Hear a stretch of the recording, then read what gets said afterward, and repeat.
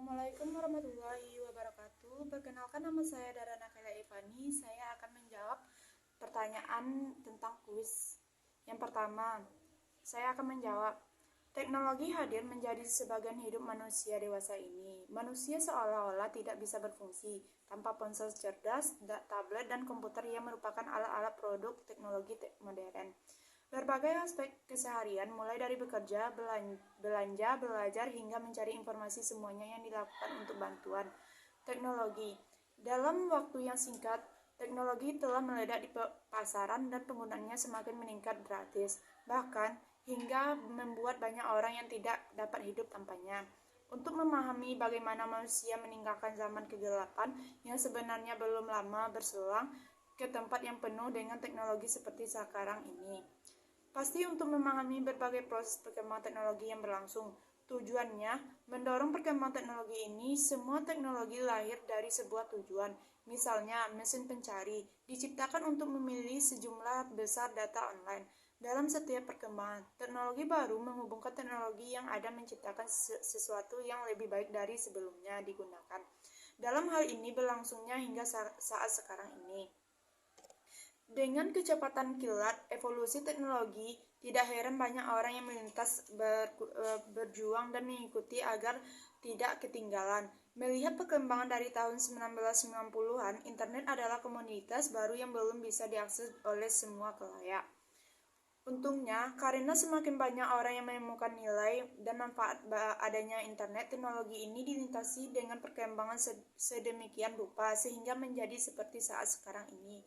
Yang pertama, 3,3 juta tahun yang lalu, alat pertama sejarah teknologi memiliki jauh hingga ke masa ini. Seperihal batu tajam yang digunakan sebagai pisau dan batu tak berbentuk yang lebih besar. Yang kedua, 1 juta tahun yang lalu, api. Kapan manusia pertama kali menggunakan api yang masih belum diketahui secara pasti. Tetapi seperti hal yang alat pertama, api mungkin ditemukan oleh nenek moyang Homo sapiens. Nomor 3, 20 sampai 15 tahun yang lalu, revolusi Neolitik. Selama periode Neolitik, beberapa teknologi kunci muncul bersamaan.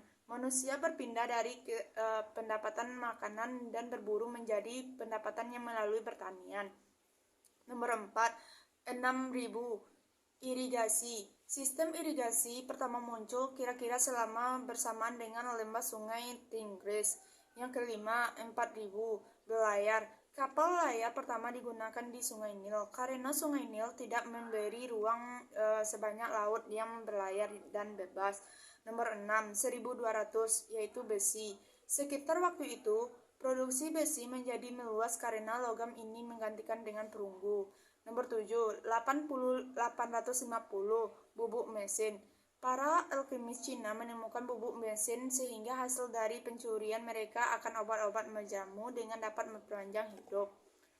Yang ke-8, 1044 kompas, yaitu penyebutan ini pertama kali kompas magnetik berasal dari sebuah buku Cina yang menyelesaikan pada tahun 1904. Yang 11, 1455 mencetak menyelesaikan percetakan Alkitab yang merupakan pertama kali yang dicetak di barat dengan menggunakan huruf bergerak. Dan nomor 2, saya akan menjawab tentang yang pertama, hardware. Hardware yaitu perangkat lunak. Hardware atau yang bisa disebut dengan perangkat lunak merupakan salah satu jenis komputer yang dapat dilihat secara kasat mata dan memiliki wujud fisik dan dapat dipegang atau diraba.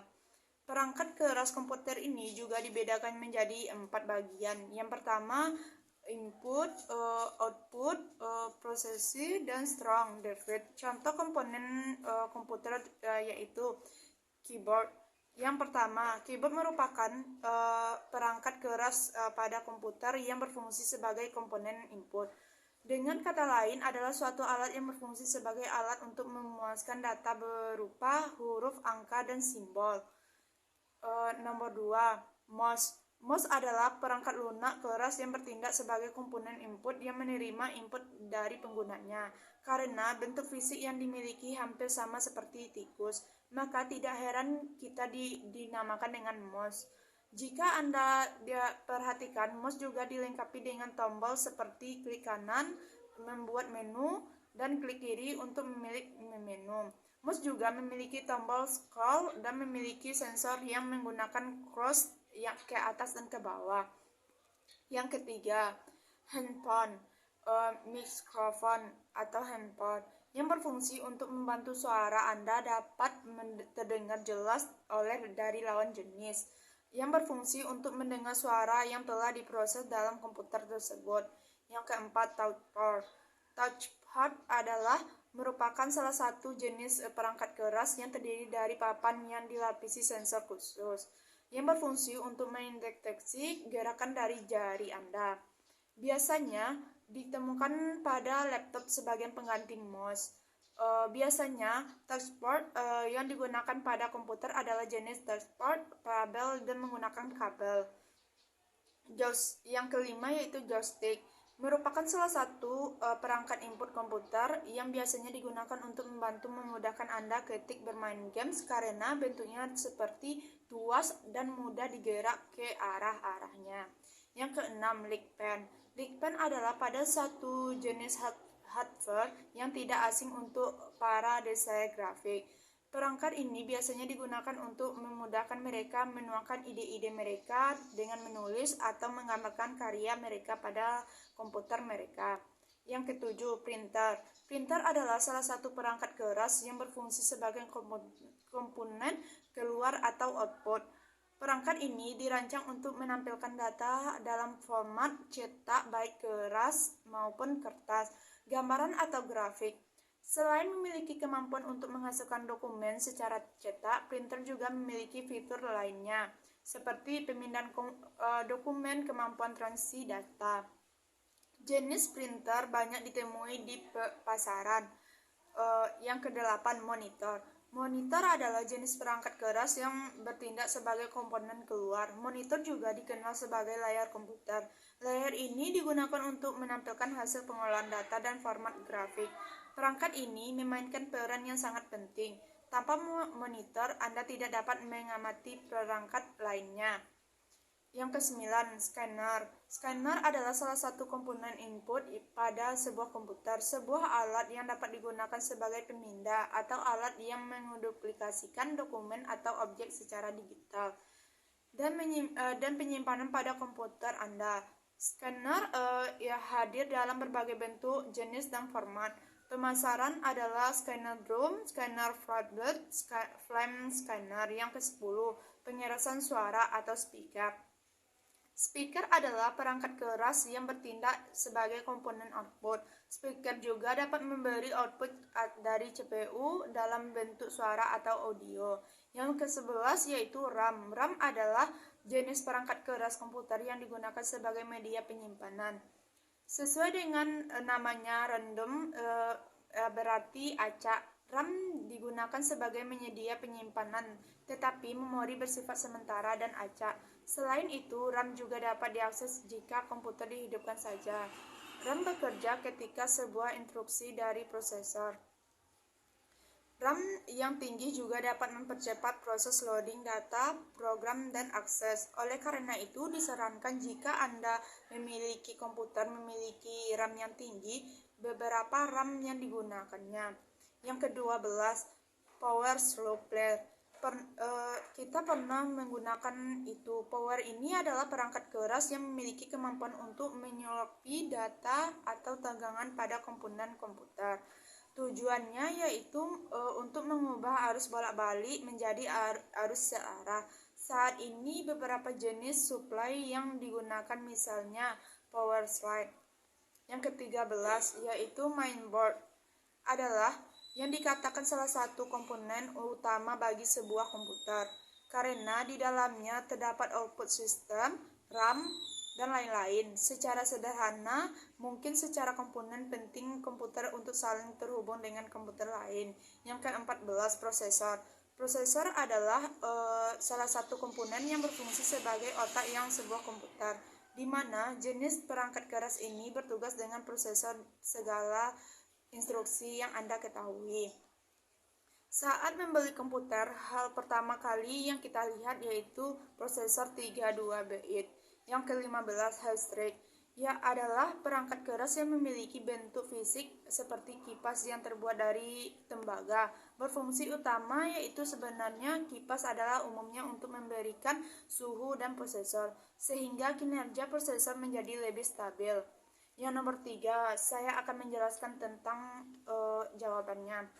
Yang pertama, penjelasan prosesor. Pada sejarahnya, prosesor dikembangkan sebuah konsep sebuah benda elektronik yang membutuhkan ruang besar yang menjalankan keseluruhan komputer dalam sistem kerja. Komputer pertama kali dikembangkan Conrad mulai perkembangan komputer. Konsep prosesor menjadi dikembangkan kembali hingga 1958. Disinilah rangkaian atau disebut dengan chip muncul. Setelah itu dunia komputer mengalami perkembangan yang sangat besar. Prosesor adalah komponen utama atau otak laptop atau komputer Anda. Prosesor terletak tepat di tengah motor. Prosesor memiliki fungsi yang penting bagi keseluruhan operasi yang perangkat komputer, karena semua perintah yang dimulai dari prosesor. Maka dari itu memiliki prosesor yang terbaik untuk mendukung, mulai dari bekerja sederhana seperti menulis, membalas email, dan lain-lainnya. Pengertian prosesor menurut para ahli. Yang pertama, menurut ahli Zaki dan Moshe, prosesor adalah otak komputer dan tugasnya memproses masuknya informasi biner dari komputer. Yang kedua, menurut Rahmat Putra, prosesor adalah otak komputer, pusat dari kendalian komputer dan bekerja sama dengan komponen mendukung lainnya. Menurut jurnalis Rasul Abdul Hamdi, prosesor merupakan pusat eksekusi setiap pemerintah, baik dalam bentuk instruksi, data, ataupun dalam sistem komputer. Menurut Lia Kuswanto, prosesor adalah prosesor utama dari sebuah chip yang menyediakan kontrol pusat dari berbagai perangkat komputasi. Prosesor ialah komponen yang penting berfungsi mengendalikan keseluruhan komponen dalam komputer, mengelola data, serta mengeksekusikan keseluruhan sistem operasi yang diinstal di dalam komputer. Fungsi prosesor. Fungsi prosesor secara umum adalah mengelola perintah yang dalam masuk kemudian dikeluarkan berbagai output yang menjadi perintah. Fungsi prosesor memastikan komputer bekerja dengan baik, menjalankan proses informasi dengan komputer, memberikan perintah pada setiap komputer, menjaga forum komputer, mengajukan kegiatan spesifik komputer, mengelola penghitungan logaritma, menjaga kestabilan komputer, mendukung kebutuhan fisik. Komponen prosesor. Yang pertama, kontrol unit atau CU. Pengaturan lalu lintas dan bekerja data ada di dalam komputer seperti input dan output. Aktivitas bisa diekspektasikan dan dapat dilakukan secara teratur. Yang kedua, read logat unit atau ALU. Komponen yang dapat dilakukan dapat menghitung aritmatika sesuai dengan perintah yang diperoleh. Perhitungan digunakan supaya komputer dalam membaca instruksi yang benar. Yang ketiga, registrasi unit atau RU adalah alat yang menyimpan lebih kecil daripada memori, utamanya untuk kecepatan akses yang cukup tinggi. Data yang diolah dengan CU dan ALU akan disampaikan komponen ini untuk menantikan diolah kembali. Merek prosesor. Beberapa merek prosesor. Yang pertama, prosesor Intel. Prosesor Intel adalah prosesor yang paling populer, banyak digunakan pada laptop komputer. Kelebihan prosesor ini adalah lebih tahan panas, turbo, dan dapat mencetak proses kerja pada komputer. Yang kedua, AMD. Prosesor AMD adalah saingan terbesar prosesor Intel. Tetapi lebih disukai dengan games karena AMD dilengkapi dengan VGA ATI random. IBM memproduksi perangkat keras yang perangkat lunak. Prosesor ini dapat diproduksi IBM diantaranya yaitu Pentium dan lain-lain. Yang selanjutnya Apple memproduksi beberapa prosesor yang menjual server komputer. Yang selanjutnya IDT. yaitu tergolongnya murah dibandingkan dengan prosesor merek lain. Prosesor pertama diluncurkan oleh IDT yaitu WinChip. Cara kerja perangkat keras ini yaitu input, proses, dan output. Input yaitu maksudnya data program dari keyboard, mouse, dan printer hardware, input data yang lainnya. Proses ini menerjemahkan atau mengelola data dapat masuk di lewat peralatan input yang ditampilkan. Cara kerja prosesor adalah melakukan kumpulan instruksi. Mesin yang memberitahukan prosesor apa saja yang dilakukan oleh instruksi. Prosesor melaksanakan 3 hal tersebut. Yang pertama menggunakan ALU untuk mengaplikasikan operasi mekanisme seperti pengurangan, penambahan, perkalian, dan serta pembagian. Microsoft modern memiliki poin unit yang untuk melakukan operasi-operasi yang cukup kompleks pada angka yang cukup besar, kemudian memindahkan data dari suatu posisi memori ke posisi yang lainnya. Mengambil keputusan dan melompat instruksi sesuai dengan keputusan tersebut. Sederhananya, kerja prosesor intinya yakni menerima umpan maupun input balik. Ketika prosesor bekerja, maka peralatan mendukung lainnya seperti handshake serta memori atau RAM. Ketiga bagian tersebut akan terus saling berhubungan dengan satu sama lain memproses suatu data. Fungsi prosesor diibaratkan semacam otak komputer yang menerima data, setelah itu memprosesnya, kemudian outputnya dikirimkan kembali ke memori maupun handshake. Yang kedua yaitu penjelasan tentang sistem operasi. Sistem operasi adalah perangkat lunak yang melapisi pertama yang dapat ditempatkan pada memori komputer. Pada saat komputer dinyalakan booting, sedangkan software lainnya dijalankan setelah sistem operasi yang berjalan. Dan sistem operasi akan melakukan layanan inti untuk software itu. Sebelum ada sistem operasi, komputer hanya menggunakan sistem sinyal analog atau sinyal digital. Sering dengan perkembangan pengetahuan teknologi, pada saat ini terdapat berbagai sistem operasi yang keunggulannya masing-masing. Sistem operasi menurut para ahli. Yang pertama, menurut Lim Shamsi, sistem operasi adalah perangkat lunak atau software dapat melakukan tugas mengontrol dan mengatur perangkat keras sekaligus operasi dasar sistem lainnya. Yang kedua, menurut Pearson, sistem operasi adalah program-program komputer yang mengatur sumber daya perangkat keras dan perangkat lunak komputer kita. Yang ketiga, menurut Ferry Yoda, sistem operasi adalah sebuah sistem yang dibutuhkan agar dapat menjalankan sebuah aplikasi pada komputer. Sistem operasi memiliki peran penting dalam sebuah sistem komputer. Berikut fungsi sistem operasi. Yang pertama, manajemenkan sumber daya komputer. Sistem operasi dapat mengatur waktu yang sebuah diaplikasikan yang dijalankan. Sebagai pengguna CPU, saat aplikasi berjalan bersama dengan memberi akses disk atau lainnya. Peran-peran dasar sebagai sistem operasi yaitu dasar dari sebuah program yang dapat sebuah perangkat biasanya dikatakan sebagai vital dan mengatur semua hal yang dibutuhkan untuk menjalankan tersebut. Fungsi perangkat tersebut. Hubungan hardware pada sistem operasi yang berperan untuk mengorganisasikan semua perangkat yang saling berhubungan dengan gadget. Dalam hal ini, sistem operasi berperan sebagai jembatan yang berhubungan perangkat keras dan perangkat lunak. Kemudian pada gilirnya dapat dijalankan operasi dasar komputer, mengoptimalkan fungsi sebagai perangkat. Sistem operasi mampu mengoptimalkan kerja dari sebagai sebuah perangkat keras maupun lunak. Pengendalian hubungan antara perangkat keras dan lunak bisa saling mengatur sistem kerja tersebut. Pada fungsi perangkat keras ini digunakan melalui CPU, hard disk, memori, dan lain-lainnya. Tentu dapat dikatakan dengan fungsi sebuah perangkat.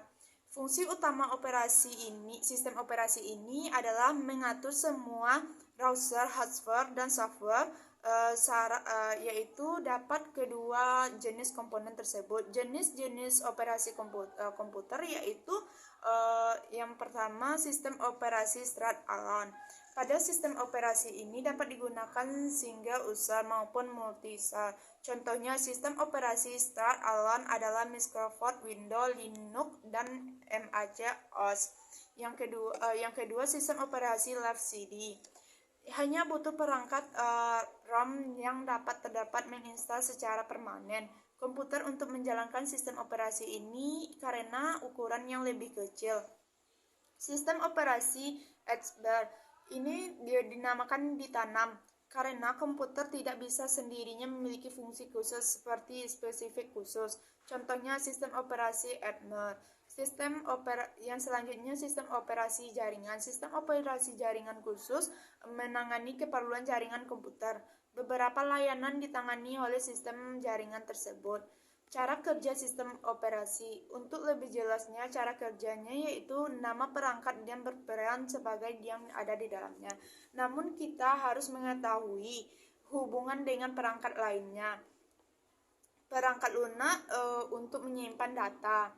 Sistem operasi berfungsi mengontrol suatu proses yang sedang berjalan atau sedang berlangsung. CPU yang berbeda di antaranya dan mengatur memori internal, mengalokasikan di antara proses dengan berlangsungnya. Misalnya, suatu aplikasi proses mencetak file atau dokumen, perintah tersebut dilakukan oleh sistem operasi, di mana sistem operasi akan mengirimkan instruksi ke printer. Di sini kita bisa dapat menghubungkan suatu komputer ke printer. Yang kedua yaitu peran OS pada komputer. Suatu peran dihadapkan dengan komputer dengan bersinyal operasi sistem tersimpan hash rate atau RAM. Pada bagian ini dapat menghubungkan yaitu UI dan ada dua jenis lainnya.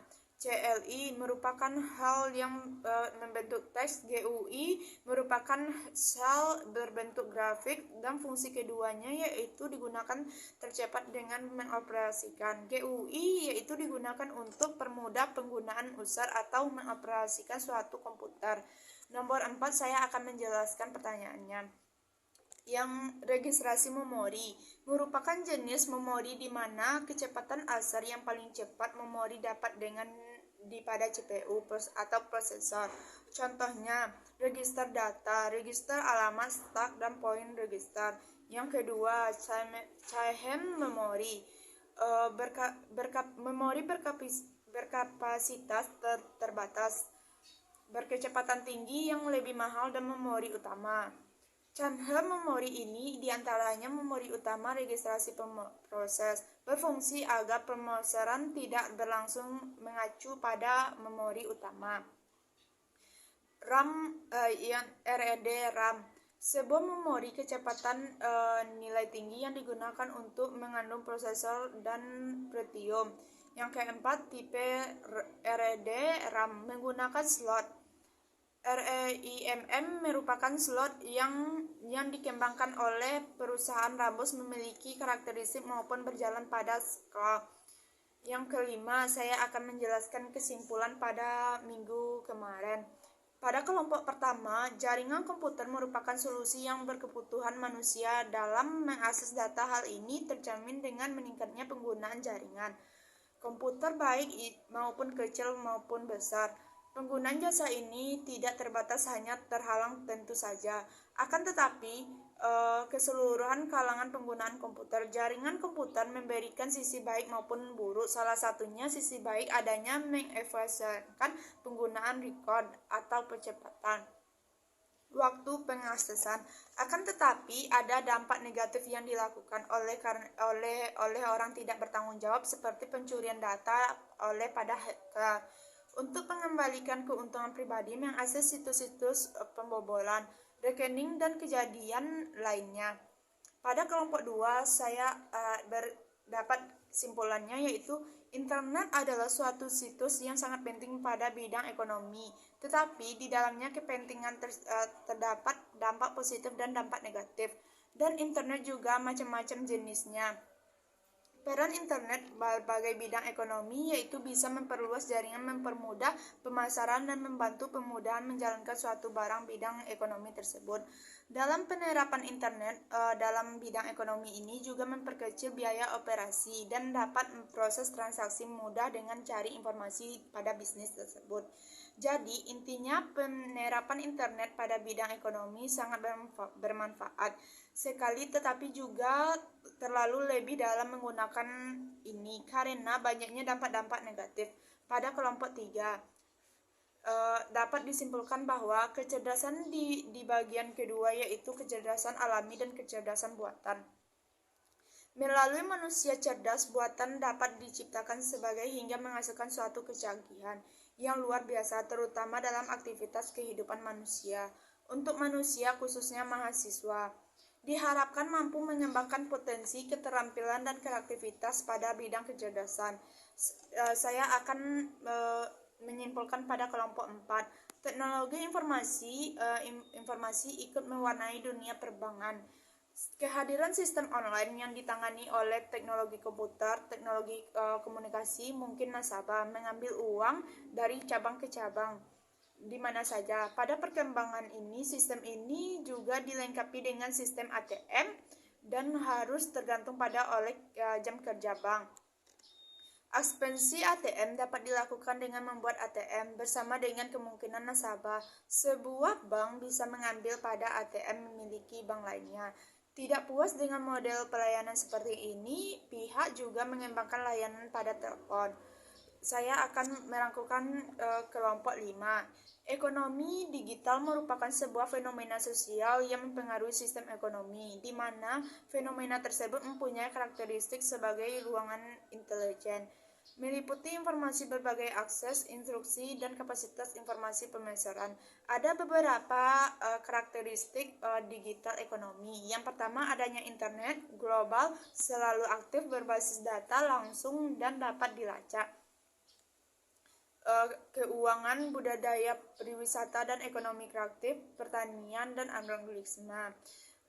Yang terakhir, kelompok terakhir dapat disimpulkan perkembangan teknologi informasi dan komunikasi telah memberi pengaruh dapat dunia pendidikan, khususnya dalam proses pembelajaran komunikasi sebagai media pendidikan di mana dilakukan dengan menggunakan media komunikasi tersebut seperti telepon, komputer, internet, email, dan lain-lain. Interaksi antara guru dan siswa hanya dilakukan dengan hubungan tatap muka. Tetapi media-media tersebut, guru dapat memberikan layanan tanpa harus berhadapan langsung dengan siswa. Demikian pula lah sistem yang dapat diluaskan sebagai sumber melalui cyberspace atau ruang maya dengan menggunakan komputer pada internet.